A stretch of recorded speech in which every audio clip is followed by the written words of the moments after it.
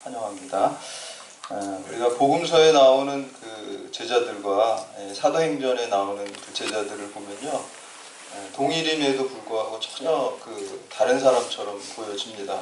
뭐 예를 들어서 이제 베드로 하나만 봐도 복음서에 보면은 약간 겁쟁이고 또 자기를 변명하고 스승을 배신하는 그러한 그 사람이었는데, 사도행전 보면 뭐 완전 딴 사람으로 변했죠. 담대하게 죽음도 두려워하지 않고 하나님의 말씀을 전하는 사람으로 완전히 바뀌어진 것을 볼 수가 있습니다.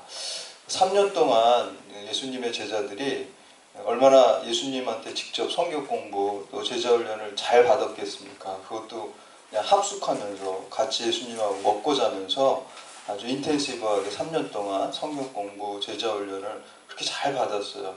그럼에도 불구하고 그 제자들은 계속해서 세상적인 가치를 추구했어요. 변화되지 못한 거죠. 한마디로 성경 말씀도 배우고 제자 훈련도 받았지만 세상적인 가치를 추구해서 예수님이 이제 왕권을 잡으시면, 요즘 말로 하면 이제 청와대 들어가시면 대권 잡으시면 저를 좀 높은 자리에 앉혀주세요. 막 이런 거 가지고 또 제자들끼리 싸웠어요. 그렇게 성경 공부하고 그렇게 제자 훈련 받았는데도 변함이 없었습니다. 그리고 막상 예수님께서 십자가에 이제 달리시려고 이렇게 잡혀가시니까 다 도망갔어요. 그 제자들이 다 도망가고 예수님을 부인하고 그랬던 모습이 복음서에 나오는 제자들의 모습입니다. 근데 이제 사도행전에 넘어오면 복음을 다 담대히 전하고 또 치유의 능력이 나타나고 또 베드로 같은 경우 설교 한 번 하니까 3,000명이 회개하고 다 세례받는 놀라운 기적의 역사가 있었습니다. 그 차이가 뭡니까, 여러분? 성령의 권능이 임했기 때문입니다. 성령의 권능이 임하니까 겁내고 세상적인 가치를 추구하던 제자들이 바뀌어져서 하늘의 가치를 추구하고 영원한 생명을 추구하게 되고 또 부활을 소망하게 되고 또 죽음도 두려워하지 않는 사람으로 완전히 바뀌어지게 된 것입니다. 오늘날 우리도 마찬가지입니다. 우리가 성경 공부하고 제자 훈련하고 또 이런 거를 반드시 해야 되겠지만 본질적으로 우리가 바뀌어지는 것은 성령의 충만함을 받아야 되는 것이죠. 그래서 기도를 통해서 성령의 충만함을 늘 사모하면서 기도할 때 구하는 자에게 성령의 지혜를 주시지 않겠느냐 그랬는데, 우리가 성령 충만함을 받아야 됩니다. 그래서 주님의 일을 하는 것은 내가 하는 게 아니에요. 내 지식 갖고 하는 게 아니고 내 실력 가지고 내 능력 가지고 하는 게 아니라 내 안에 계신 성령께서 일하시는 거예요. 그래서 내 인생의 핸들을 주님께, 성령님께 양도해야 하는 겁니다. 그랬을 때 내 인생의 운전대를 주님이 잡으시고 성령의 인도하심을 통해서 나를 통해서 성령이 일하시게 하는 것이죠. 그럴 때 놀라운 일이 있는 것입니다. 그래서 오늘 본문 말씀에도 그런 말씀이 나오고 있습니다. 베드로와 그 요한이 그 산헤드린 공회의 그 앞마당이라고 할 수 있는 예루살렘 성전 안에 있는 이 솔로몬 행각에서 예수 그리스도의 부활을 증거했습니다. 그랬을 때 이제 그 산헤드린 공회에서 이 베드로와 요한을 잡아다가 옥에다 가두었죠. 근데 천사가 그 옥을 풀어주고 다시 복음을 전하라 그래서 이제 나와서 또 복음을 전했습니다. 또 다시 잡아서 들여보냈습니다. 오늘 본문 말씀이 바로 여기에 이어지는 그러한 말씀입니다. 그래서 오늘 말씀 통해서 우리 또한 제자들처럼 정말 성령의 권능을 받아서 변화된 모습으로 담대하게 천국을 소망하면서 믿음으로 새롭게 사는 여러분들 되시기를, 결단하시기를 주님의 이름으로 축원합니다. 첫 번째는 우리가 복음 증거할 때 세상의 멸시와 박해와 방해가 반드시 있습니다. 이것을 우리가 알고 각오하고 주의를 하고 주님의 길을 따라 살아야 된다는 것입니다. 내가 주님 뜻대로 살았는데 왜 이렇게 방해가 있어, 박해가 있어, 이렇게 생각하면 안 돼요. 우리가 주의 말씀을 따라갈 때 세상에 방해와 박해가 있는 게 당연합니다. 공중권세를 잡은 자는 사탄이라 그랬죠. 세상의 법칙은 악한 사람들이 이렇게 장악하게 돼 있어요. 악이 판을 치게 돼 있어요. 그래서 복음을 전할 때, 복음의 빛이 들어갈 때 어둠의 세력들이 싫어하고 박해하게 돼 있어요. 여러분, 진실이 들어가면 거짓에 있는 사람들이 다 싫어해요. 왜 싫어합니까? 진실이 들어오면 자기의 거짓이 드러나니까 박해하고 싫어하는 거죠. 정의가 들어가면요, 부정의한 세상, 부정의가 판치는 세상에서는 핍박하게 돼 있어요. 그래서 여러분들이 빛의 자녀로서 이 어둠의 세력을 몰아내려고 할 때 당연히 핍박이 있고요. 당연히 박해가 있고요. 당연히 방해가 있는 겁니다. 천국 복음이 확장될 때 그 지옥의 자녀들이 천국의 자녀로 바뀌어질 때 사탄이 영적 세력들이 악령의 세력들이 방해할 수밖에 없는 것이죠. 그래서 여러분도 우리가 주의 말씀대로 살아갈 때 또 정의롭게 살아가고 또 진실되게 살아가고 또 복음을 증거하고 또 믿지 않는 자들을 주님께 인도할 때 방해와 박해와 또 핍박이 반드시 있다는 것입니다. 그걸 각오하고 우리가 주의를 감당해야 된다라는 것입니다. 두 번째는 복음 증거할 때 이렇게 방해가 있지만 반드시 도우심이 있다는 것입니다. 어떤 방법으로는 하나님께서 우리를 그냥 박해하는데 죽게 내버려 두지 않는다는 거예요. 순교해도 그건 죽는 게 아니라 더 큰 영광으로 우리가 가는 거고요. 주의를 잃을 때 안 될 것 같은데요.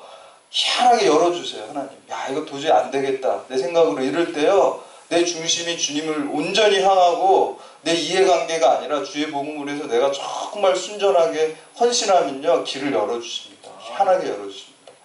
그래서 주의 일이 이루어지고 성취되는 것을 우리가 볼 수 있습니다. 안 될 것 같은데 되더라고요. 그런 놀라운 역사가 있습니다.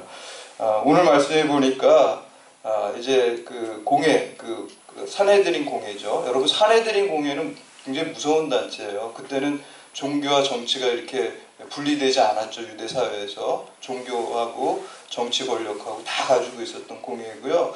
한마디로 요즘에 그 삼권이라는 거를 다 장악하고 있는 게 이 산헤드린 공회예요. 사람을 형벌 또 가두기도 하고 죽이기도 하고 이런 걸 다 했어요. 이 산헤드린 모든 권력을 다 가지고 있었어요. 그래서 사실 예수님을 십자가에 죽인 것도 산헤드린 공회거든요. 거기서 이제 합의해가지고 빌라도한테 로마 총독한테 그때 이제 식민지 시대니까 좀 더 수치스럽게 죽이기 위해서 로마 십자가형으로 이렇게 몰고 간 거잖아요. 사실 뒤에서 조작한 다 몰고 간 거는 산헤드린 공회에서 다 만들어낸 거죠. 그리고 나중에 이제 스테반을 죽인 것도 산헤드린 공회이고요. 자기의 이해관계에 방해가 되니까 다 제거하는 거예요. 근데 지금 제자들이 그 앞에 가가지고 복음을 증거하고 완전히 뭐 나 죽이려면 죽이세요 이렇게 하는 거나 마찬가지입니다. 담대하게 이제 복음을 전했죠. 근데 이런 방해가 있을 때 도와주는 사람이 있었어요. 먼저 가말리엘이라는 사람입니다. 우리 34절 말씀 함께 분목합니다. 34절 시작. 바리새인 가말리엘은 율법 교사로 모든 백성에게 존경을 받는 자라. 공회 중에 일어나 명하여 사도들을 잠깐 밖에 나가게 하고, 여기 공회라는 게 산헤드린 공회입니다. 가말리엘은 사도 바울의 이제 스승입니다. 요즘으로 치면은 뭐 대학 교수 같은 그런 학자입니다. 근데 학자가 여기 보니까 율법을 가르치는 학자인데 존경받는 사람이라고 그랬어요. 여러분 요즘 대학 교수 존경받습니까? 목사도 존경 안 받죠. 그리스도인들도 존경 안 받죠. 여러분 이 리스펙트를 받는다는 거는 이 사람의 삶이 어떤지 다 말해주는 거예요. 지위 때문에 억지로 그 앞에서 이렇게 존경하는 척하는 거 말고요. 정말 마음에서 우러나서 우리가 존경받는 사람이 돼야 돼요.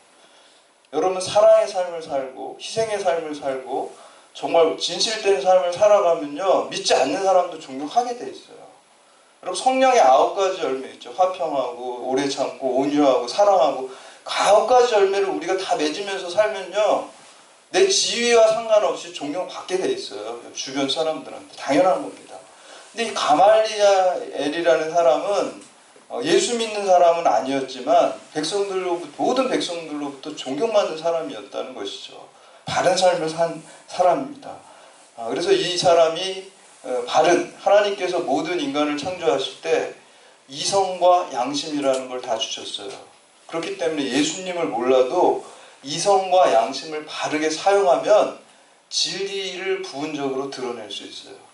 이거를 일리라 그러죠. 우리가 그거 일리 있다 그러죠. 그런 말 많이 쓰잖아요. 일리 있다. 그러니까 진리값을 얘기할 때 3가지를 얘기할 수 있어요. 진리, 이거 영원 불변하는 거, 모든 것에 다 맞는 걸 진리라 그러고, 그리고 진리를 부분적으로 드러내고 어떤 상황에 타당한 거를 우리가 일리 있다, 일리라 그러고요. 그리고 아무 이치도 없고 그냥 아무 말이나 하는 걸 무리라 그래요. 무리수 두지 마. 아무 의미도 없는 게 무리예요. 무리한 사람 되면 일리 있고 진리 있어야 되는 거죠. 근데 일리라는 건요. 예수님 몰라도 진리를 드러내는 일을 할 수가 있어요. 하나님이 주신 이성을 바르게 사용하고요. 양심을 바르게 사용하면 타 종교인 가운데에도 또 예수 믿지 않는 사람들 가운데에도 진리를 드러낼 수가 있어요. 부분적으로 드러내. 그걸 일리라 그러죠. 그럼 진리는 뭡니까? 진리는 예수 그리스도입니다. 예수 그리스도 자체가 진리입니다. 진리가 너희를 자유롭게 한다 그랬어요. 뭘 자유롭게 합니까? 죄와 사망에서 우리를 자유롭게 하는 거예요. 그게 진리잖아요. 그래서 일리를 가진 사람이, 예수를 모르는 사람이 그 일리를 가지고 예수 그리스도에 연결시키면 그게 진리가 되는 거예요.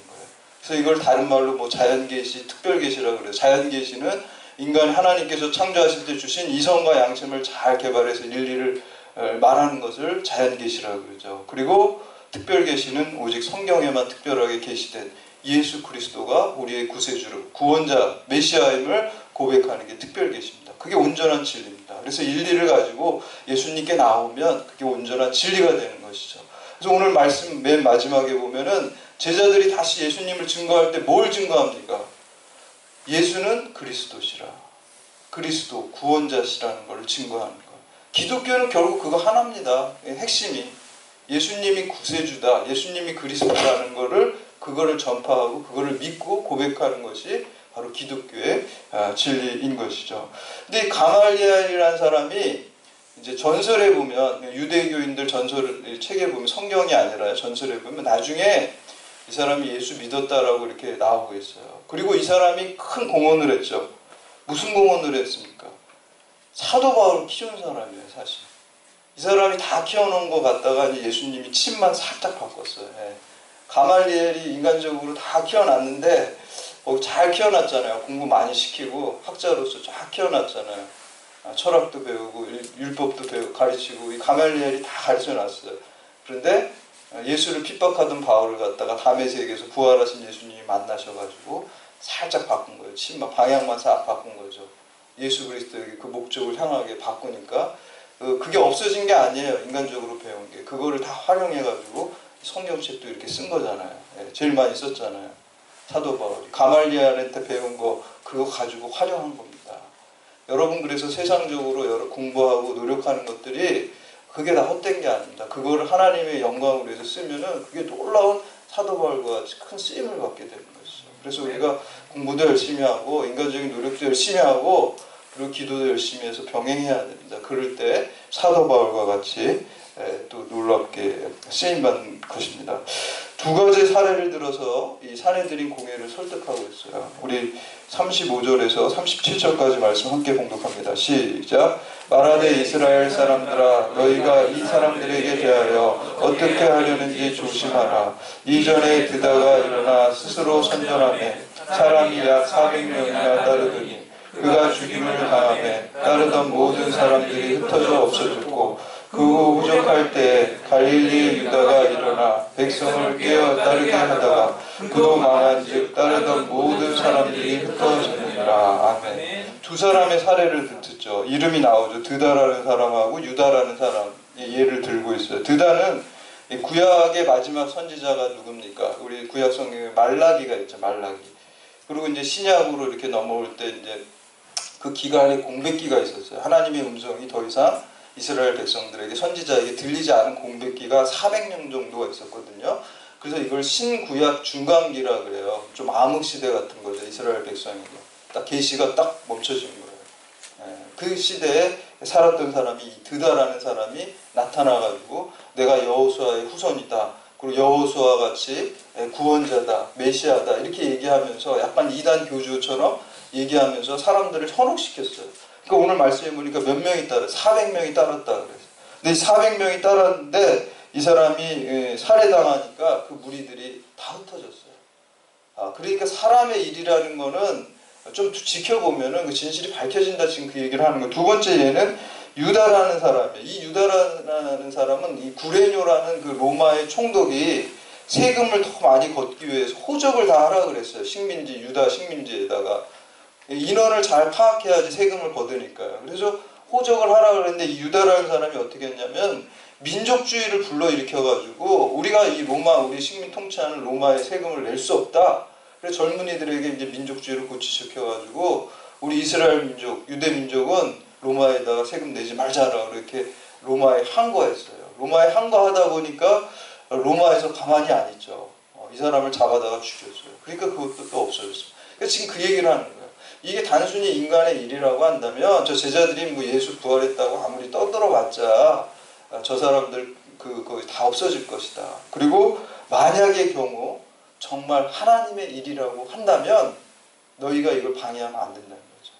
하나님의 일을 방해하면 너에게 큰 해악이 있을 것이다. 그렇기 때문에 그냥 내버려 두자. 사람의 일이면 없어질 것이고 하나님의 일을 우리가 일이라면 그걸 방해하면 안 된다라고 굉장히 일리 있는 말로 설득하는 것입니다. 우리 38절과 39절 말씀 함께 공독합니다. 시작. 이자 내가 너희에게 말하노니 이 사람들을 상관하지 말고 모르더라. 이 사상과 이 소행이 사람으로부터 났으면 무너질 것이요 만일 하나님께로부터 났으면 너희가 그들을 무너뜨릴 수 없겠고 도리어 하나님을 대적하는 자가 되리라. 아멘. 그래서 이게 지혜롭고 설득력 있는 올바른 이성을 가지고 올바른 양심을 가진 일반인, 자연인, 신앙인이 아니죠. 자연인에 의해서 도움을 받죠. 방해를 이렇게 해서 좀 이렇게 방해를 다시 도와주는 사람이 나타난 거죠. 그래서 하나님이 또 이 가말리엘을 통해서도 이렇게 일하시는 것을 볼 수가 있어요. 40절 말씀 함께 공독합니다. 시작. 그들이 옳게 여겨 사도들을 불러들여 채찍질하고 예수의 이름으로 말하는 것을 그들은 도와주니라. 아멘. 그래서 하나님께서 이 가말리엘 도우심을 통해서 이렇게 풀어주는 것을 볼 수가 있어요. 마지막으로 세 번째, 예수 이름을 위해서 받은 상처는 영광의 훈장입니다. 우리가 복음 전하다가 또 예수 이름을 위해서 일하다가 마음의 상처, 육체의 상처, 뭐 재정적인 상처, 뭐 여러 가지 상처가 있죠. 그 상처를 받은 것은 주인님을 위한 영광의 훈장이라는 거예요. 기뻐하라는 거예요. 오늘 설교 말씀 제목 예수 이름을 위해 능력받는 것을 기뻐하라 라고 이렇게 말씀 제목을 정했는데 그럼 주의 일하다가 복음 전하다가 주님 때문에 내가 핍박받고 오해받고 억울한 일 당하고 상처받은 것을 훈장으로 생각하고 기쁘게 여기라 라는 것입니다. 어떻게 보면은 그 신앙생활이라는 것은 해석입니다. 잘 해석하는 거죠. 말씀에 비추어서 잘 해석하고 기도하면서 해석하는 거죠. 오늘 그 41절과 42절에 보면 정말 신앙적인 해석하는 이 제자들의 모습을 볼 수가 있습니다. 41절, 42절 함께 공독합니다. 시작. 사도들이 그 이름을 위하여 능력받는 일에 합당한 자로 여기심을 기뻐하면서 공회 앞을 떠나니라. 그들이 날마다 성전에 있든지 집에 있든지 예수는 그리스도라 가르치기를 우리를 그치지 아니하니라. 아멘. 네. 우리 같으면 어떻게 됐어요? 정말 내가 내 이익을 추구한 것도 아니고 주님 일을 했는데 왜 이렇게 나를 가두고 때리고 이래? 정말 하나님 계신가 뭐야 이렇게 불평할 수 있겠죠. 억울해할 수 있겠죠. 근데 제자들은 어떻게 했어요? 억울해한 게 아니라 기뻐했어요. 왜 기뻐했어요? 야, 내가 예수님 이름 위해서 매 맞을 만큼 가치 있는 사람이구나. 야, 너무 기쁘다. 인정받는구나. 우리 초등학교 때 보면은 선생님이 맨날 심부름 시키면은 그러잖아요. 왜 나만 심부름 시켜? 이런 게 아니잖아요. 선생님이 나를 믿으니까 심부름 나만 시키는구나. 이렇게 기뻐하는 거죠. 이런 마음이에요. 내가 막 예수님 때문에 핍박받고 매 맞고 이러니까 옥에 갇히고 이러니까 제자들이 너무 기뻐요. 야, 내가 드디어 이런 레벨에 도달했구나. 예수님의 일꾼이라는 그 레벨에 도달했구나. 그래서 내가 맞는구나. 그렇게 하고 기뻐했다는 거예요. 여러분 살아가면서 주님 때문에 주의 일 때문에 복음 때문에 어려움 당하고 억울함 당하고 핍박받을 때 기뻐하시기 바랍니다. 하늘의 영광이 여러분에게 있습니다. 여러분이 하나님의 일꾼이라는 인정을 받은 겁니다. 여러분 살아가면서 예수님 때문에 복음 때문에 어려움 당하고 핍박받은 적 있으십니까? 그게 있어야 돼요. 그게 십자가입니다. 우리가 그리스도인인데 여러분 삶 속에 정말 십자가가 있는지 생각해 보십시오. 주님 때문에 내가 받는 고난, 주님 때문에 억울함 당하는 고난, 그 십자가 있는 삶을 우리가 살아야 되는 것이죠. 사도 바울은 골로새서 1장 24절에서 나는 이제 너희를 위하여 받는 괴로움을 기뻐하고 그리스도의 남은 고난을 그의 몸된 교회를 위하여 내 육체에 채우노라. 그리스도의 남은 고난을 내 육체에 채우면서 사는 게 그리스도인이고 예수 그리스도의 제자로 사는 것입니다. 그래서 우리 예수님께서 사상순에서 뭐라 그래요? 의를 위하여 핍박받는 자는 복이 있다 그랬죠. 팔복 중에 맞아. 천국이 저희의 것이라고 그랬어요. 천국. 여러분 하나님 나라와 또 하나님의 정의를 위해서 여러분 어려움 당하고 또 핍박받을 때 기뻐하기 바랍니다. 천국이 여러분의 것입니다. 아멘. 신약 성경에 보면 이 상처라는 말이 있어요. 상처. 그게 이제 상처라는 말이 이제 스티그마라고 스카라는 스티그마거든. 헬라어로요. 스티그마라는 게 흔적이라는 뜻이고요. 또 낙인이라는 뜻이 있고요. 또 어떤 소유권에 대한 그런 낙인이죠. 그런 의미도 있어요. 여러분 옛날에 그 미국의 서부 영화 같은데 이렇게 보면요. 소들이 막 몰려가잖아요. 자이언트 같은 그런 영화에도 보면 뭐 소떼가 많으니까 뭐 이 집 소인지 저 집 소인지 막 이렇게 목초지에서 섞이면 잘 모르잖아요.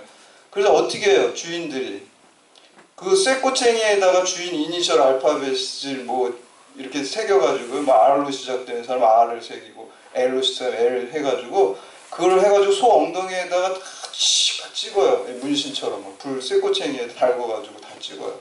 그게 스티그마예요. 소유권 표시하는 거예요. 여러분 우리에게 어떤 스티그마가 있어요? 제의가 딱 찍혀져요. 예수 그리스도 지저스. 여러분의 이제 이마에 탁탁하게 다 찍어져 있어요. 보이진 않지만 여러분의 가슴에, 여러분의 이마에 그게 다 찍혀져 있어야 돼요. 예수 그리스도의 소유, 예수 그리스도의 삶. 그래서 사도 바울이 이렇게 얘기를 하죠. 갈라디아서 6장 17절에 이렇게 말합니다. 예수 복음 전하다가 맞고 상처받으니까 이후로 나를 괴롭히지 말라. 내가 내 몸에 예수의 흔적을 지니노라. 이게 스티그마입니다. 예수의 흔적. 내가 이제 예수의 사람이다. 내가 예수 때문에 고난받았고 핍박받았고 상처가 있다. 이 상처가 예수의 소유라는 증거고 흔적이고 라는 것을 말하고 있습니다. 여러분 우리나라 선교 초기에 그 미국의 선교인 사무엘 모펫이라는 분이 있어요. 마포 삼열 그 장신대 창립하신 분인데 마포 삼열 그 아들이 마포 삼랑인데 사무엘이 이제 우리나라 말로 삼열이죠. 우리 교회도 삼열 있잖아요. 고 삼열. 그래서 사무엘 마포 삼열 이분이 얼굴에 큰 흉터가 있어요. 여기 앞에. 왜 그래? 예수 복음 전도하다가요. 어떤 술 먹은 사람이 야 시끄러 그래가지고 술병을 갖다 얼굴에다 집어 던졌어요. 그래 여기가 다 찢어져가지고 상처가 났는데 그때는 뭐 의술도 별로 발달 안 되니까 성형수술도 잘 못하고 그래서 여기 그냥 이쪽에 코 위에 이마에서 쫙 찢어진 상처가 있어요. 근데 그 상처 때문에요. 이 마포삼녀 선교사님이 어디 가서 간증하고 할 때 사람들이 더 감동받는 거예요. 그 상처 때문에. 존경받는 거예요. 그 십자가 때문에. 선교가 더 잘 되더래요. 그 상처 때문에. 예. 더 힘있게 되더래요. 고난이 있고 십자가가 있는 그 삶을 통해서 더 존경받고 영향력 있고 복음이 더 전파되더라는 것입니다. 여러분 오늘 우리가 그리스도인으로서 우리가 존경을 추구하는 건 아니지만 우리가 예수 그리스도의 삶을 살아가고 십자가의 길을 갈 때 존경받게 되고 그 존경은 결국 다른 사람들을 그리스도에게로 오게 할 수 있는 통로가 되는 거 또 그게 수단이 되는 것입니다. 그래서 여러분 예수님 때문에 능욕받은 일이 있다고 한다면 오늘 말씀의 제자들처럼 내가 예수의 이름 때문에 능욕받는 자라 기뻐하시고 또 오늘 그 사도 바울과 마포 삼년 목사님처럼 주님 때문에 복음 때문에 십자가가 있고 상처가 있다라고 한다면 그것이 바로 내가 예수의 소유고 예수님의 사람이라는 흔적이 예수의 흔적이라는 그 자부심을 가지고 믿음으로 승리하신 여러분들 다 되시기를 주님의 이름으로 축원합니다.